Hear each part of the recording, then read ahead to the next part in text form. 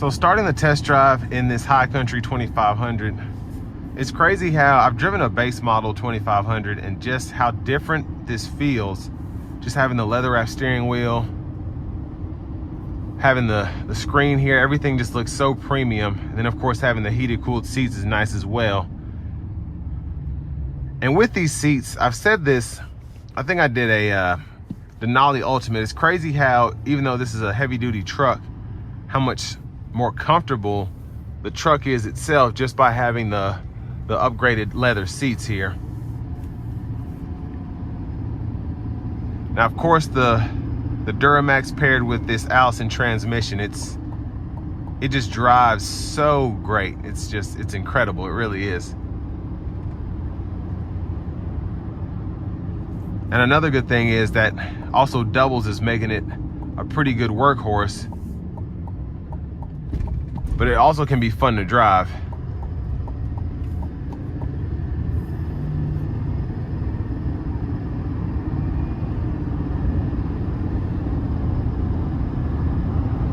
And it just has such a nice purr to it.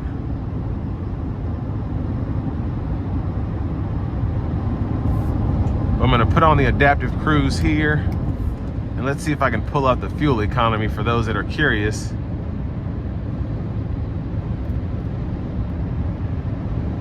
So we're getting 16 miles per gallon here, just cruising. And we do have the adaptive cruise on now. It's not really doing anything because no one's in front of me. And then we have the lane keeping system too, which just helps, especially with a bigger truck like this. Even though it's pretty good visibility, it's huge, and that's kind of the stance that it has. But I mean, you have blind spot monitors, the adaptive cruise, the lane keeping system, so it just makes it that much easier to drive down the road here. But you can see as we're coming down here, we're getting 20 miles per gallon. So we'll probably expect that 14, 15, maybe even 16 miles per gallon on the highway, just doing 70.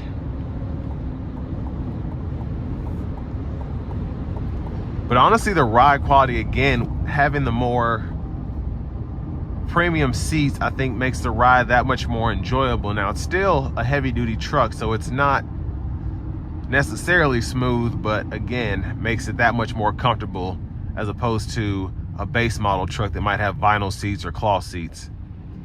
Now, I will say, even with this being a heavy duty truck, again, the visibility is so good. Just having these trailering mirrors, and they really double when you're not pulling something as a good way to see better.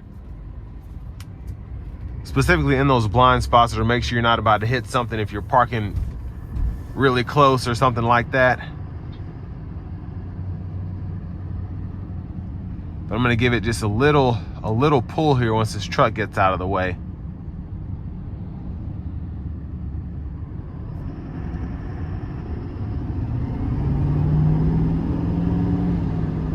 It's just such great power, especially when the turbo does its thing. It's downright enjoyable, it really is. Now, in terms of the competition, I do think that GM kind of has the upper hand right now because they are the more recent redesign as opposed to the big three.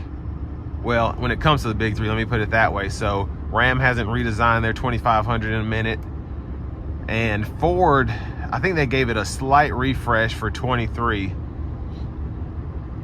but it wasn't really anything noticeable in terms of just exterior aesthetics, the new interior, all of that. But this here is just, it helps that GM, I think, was kind of in last place when it came to the interior, especially compared to Ford and Ram. So bringing this new system with the 13.4-inch screen, just the all new layout here is a really nice touch. But I mean, I like how this truck drives. It is $90,000, but it's a heavy duty truck. And honestly, compared to getting a Denali Ultimate 2500 that might push upwards of $100,000, I think this is a nice way to, I guess, look different.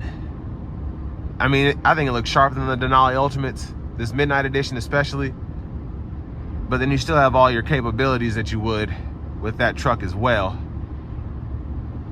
So you still have your blind spot monitors, adaptive cruise, the lane keep system. Not really missing anything except maybe the massage seats, which unless you're used to having them, they're really not going to be a big deal.